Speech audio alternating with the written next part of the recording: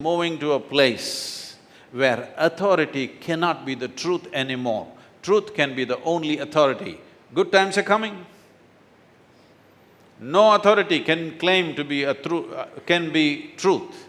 Only truth will be the authority. Only what works will be the authority. What doesn't work, people will discard. It's good time.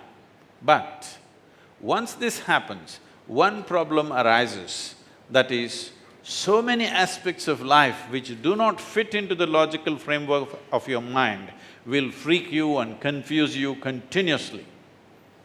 I hear a lot of confusion in the universities today. As people get more educated, their faces get longer and longer.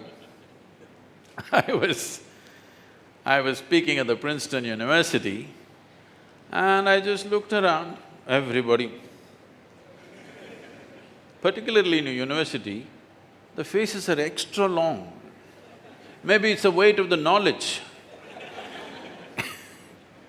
Only a handful of young faces were bright. I looked around and I asked, what's happened to all these people over 30? Why are they carrying such long faces? One lady stood up and said, they're all married. I thought people are getting married to multiply their joy.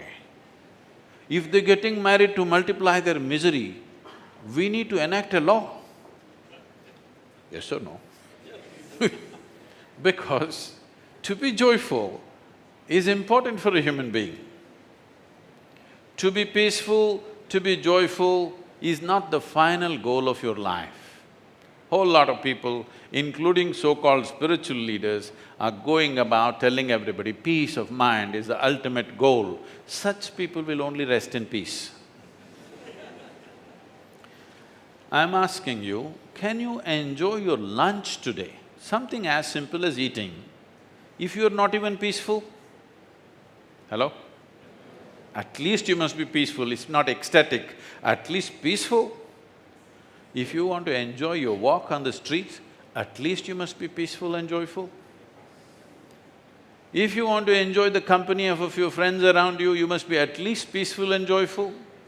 So peace and joy is not the final goal of your life, it is the most necessary ambience for this human being to live. Most fundamental ambience, but most human beings don't have it, unfortunately. Is there anybody here in this hall who's not known a single moment of joy in your life?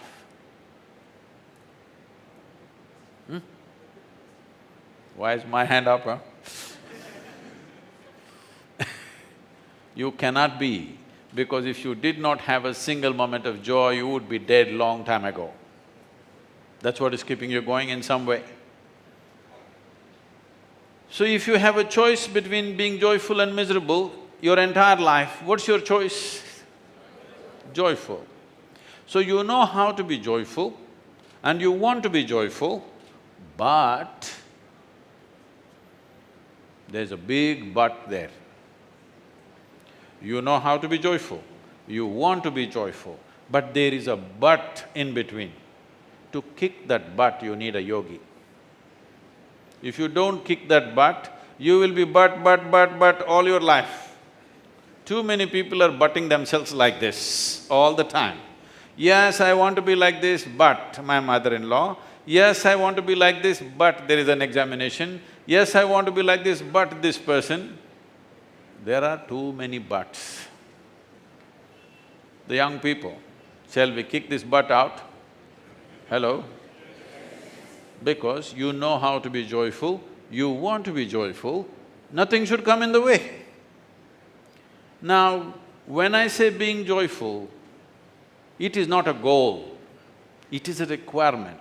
Today there is substantial medical and scientific evidence to show you that only when you're peaceful and joyful, your body and your brain works at its best. If you want to be successful in the world, it is only a question of harnessing the prowess of your body and your mind.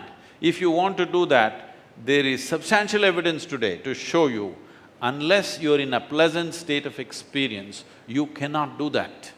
When you're in unpleasant states of experience, what is happening is, your own intelligence is working against you.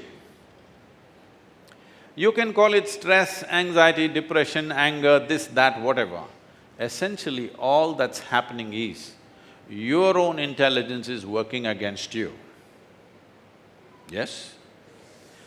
If your intelligence works against you, believe me, nobody else from anywhere else can ever save you. It's not going to work. If your intelligence is working for you, still there are challenges in the world. In this, there can be help, but if your intelligence works against you, this is the end. You don't have to live a lifetime and discover this. I'm telling you, if your own intelligence works against you, there is no way for that person. So the most fundamental thing that as young people you should do is to harness this one. This human being should be 100% the way you want this person to be. Nobody else around you will be 100% ever the way you want them to be. I know you are young, some of you are still very romantic, you believe there is one person somewhere who will be just the way you want. Say, believe me. Seen enough life, right?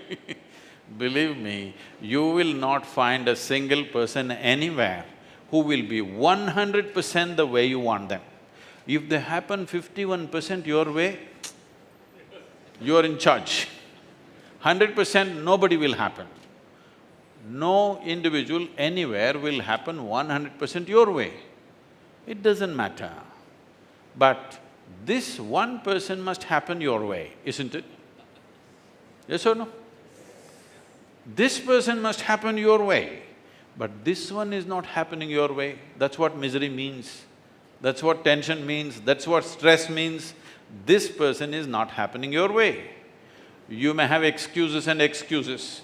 People come to me and say, Sadguru, I can't take this anymore, my mother-in-law, oh, she's a creature. And my husband, after all, her son. And my boss, he's not even human. My neighbor, like this. It goes on. I tell them, don't worry. Your husband, wife, mother-in-law, boss, nobody will be allowed here, just you.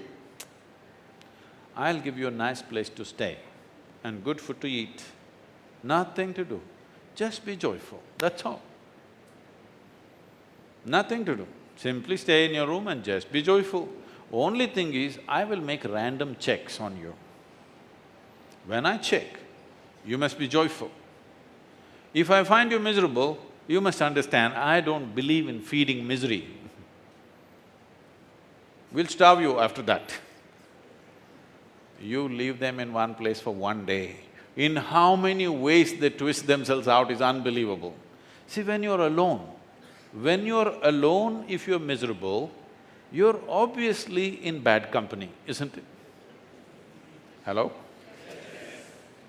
Is it not important that you make this into a wonderful company? Is this not important? No, we are expecting the world to be wonderful to us. We are expecting other people to be wonderful to us. We are expecting to meet wonderful human beings. You may meet anybody, but your life will be wonderful only when this person becomes wonderful. Yes? Otherwise, everything will be fine, but you will be still the same. As a generation of people, don't we know more comforts and conveniences than any other generation ever knew? Yes or no? We are the most comfortable, but we are not the most joyful. So I am saying, if our comforts multiply by 100 times tomorrow morning, still we will be the same thing. Because without transforming this one, whatever outside changes happen, it is not going to change the quality of our life. The quality of our life is not determined by what we have and what we do not have. The quality of our life is determined by how we experience ourselves and everything around us. For this, you must take the source of experience within ourselves into our hands. Is it true, or let me put it this way, can everybody see me? Even if you're not listening, I'm asking, can you see me? Just use one hand and point out, where am I? Just use one hand and point out. You're getting it all wrong. You know I'm a mystic. this light is falling upon me, reflecting, going through your lenses, inverted image in the retina, you know the whole story? Where do you see me right now? Within yourself. Where do you hear me right now? Within yourself. Where have you seen the whole world? Within yourself. Light and darkness is happening within you. Pain and pleasure happens within you. Joy and misery happens within you. Agony and ecstasy happens within you. Anything that ever happened to you happened only within you, yes or no? At least what's happening within you must happen your way, yes or no? What happens in the world may not happen your way. At least what happens within you must happen your way. Right now, that's all the problem. What's happening within you is not happening your way because you're ascribing so many reasons as to why what's happening within you is happening the way it is happening. Now you create a ghost of your own and then fight it, and you even win it. And there are a lot of consultants helping you how to do the ghost busting. Like this. An Indian man went to United States in late 70s. Of course, he went as a technology person. Then he started playing some investments. Then he started playing the stock market. In the year 96, he had a huge windfall. That is, he made a huge amount of money on the American stock market. He made so much money that he wanted to spend it upon himself because just the previous year he was divorced. He was already over 60 years of age.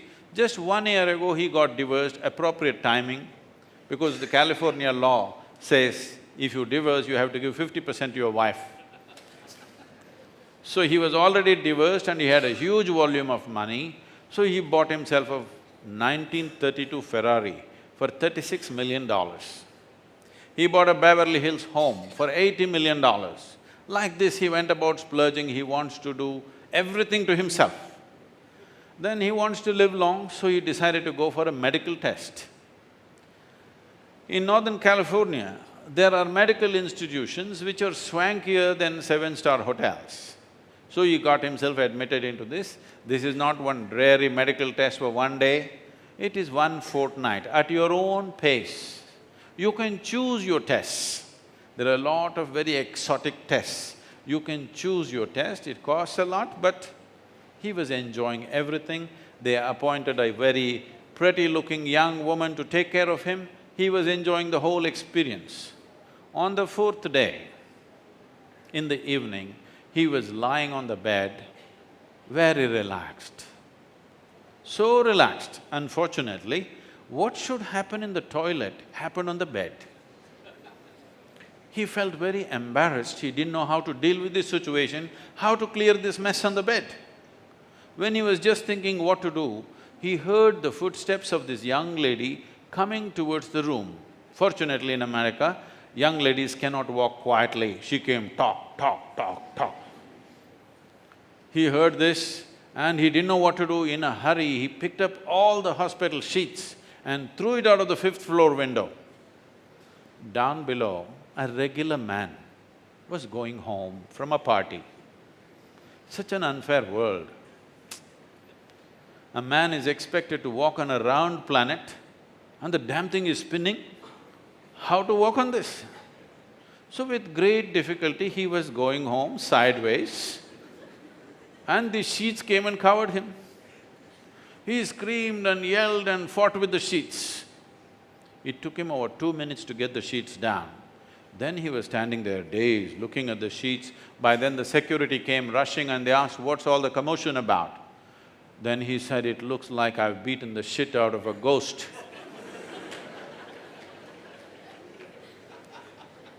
Lot of people are trying this in their life. They create ghosts in their mind and then they fight it. If you don't like ghosts, you just have to turn them off. Because whether you create a god or a ghost, it's your making in your mind, yes or no? Hello? Yes. You can see whatever you want. It's your mind, You can see whatever you want. If you don't want, you must be able to turn it off. The problem is, you did not read the user's manual. This, not working. Don't know how this works. There is a simple way of looking at this. If we approach it in a certain way, you can take charge of the functions of your body and your mind very effortlessly. Once your mind takes instructions from you, it is guaranteed that you will live as a joyful human being, yes or no? This much at least you must do, all the young people. At least this much you must do for yourself, yes or no? Because if you don't do this, you may become an engineer, you may become a manager, you may become a great CEO, but miserable. Because if this life is not exuberant, then there is no point for life, yes or no? If people believe they are suffering for some great cause, they will only cause more suffering in the world. Because you cannot create anything that you yourself are not. You can only create what you are, isn't it? So it's most important that before you touch the world, before you touch anybody, you are in the right place. If you don't do this to yourself, that you are an exuberant, joyful human being, but you want to do so many things in the world, believe me, with good intentions, you will cause misery. More misery has happened on this planet with good intentions than with bad intentions. People with extremely good intentions kill you with enormous nonsense. From childhood it begins, people with good intentions, you have to suffer them all the time. Only if you're an exuberant piece of life, that you're a joyful being, you will see whatever you do, it will just bring that. You are miserable, but you have good intentions. No, if you are miserable, you must stay alone. You should not touch anybody. Nobody should see your miserable face. I am saying, if you walk on the street with a miserable face, you are committing a crime. Because every human being is aspiring to be joyful. If you are spreading misery on the planet, is it not a crime? Hello?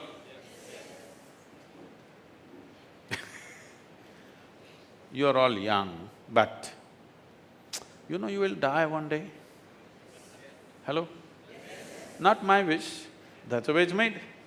You'll die one day. Tomorrow morning, when you wake up, if you wake up, yes, because more than 250,000 people on the planet will not wake up tomorrow morning, people like you and me. Lot of people think other people die. No, you and me will die. Yes? It's not those dying people who die, you and me will die. Tomorrow morning, 250,000 people who are alive today will not wake up for natural causes. Suppose you wake up tomorrow morning, it's a long time, you know. Tomorrow morning if you wake up, check, if you're still alive, will you give yourself a big smile? Hello? If you're dead, I will excuse you. But if you're alive, will you give yourself a big smile? All of you? Then, if 250,000 people are dying, at least 2 to 3 or 5 million people have lost somebody who's dear to them. So you check those 5–10 people who matter to you, all of them are alive today. Will you give one more big smile? Hello? And it's 11:45, still alive. One more big smile? You must promise me this. Every time you check time, you must understand, it's not your clock ticking away, it's your life ticking away. Yes or no? You may think, I'm going here, I'm going there, I'm doing this, I'm doing that. No. As far as your body is concerned, it's going straight to the grave. So it's 12 o'clock and you're still alive. deserve a smile or not?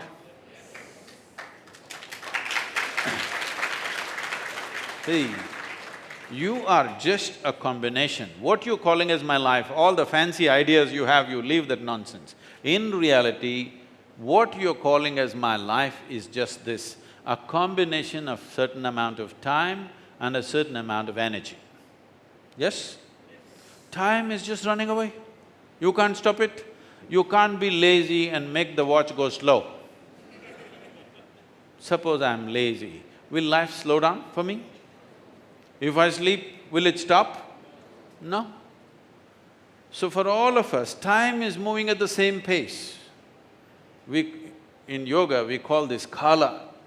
Kala describes both time and space. I'll not go into the science because this is not a… All of you management students, is it? Science students? Technology.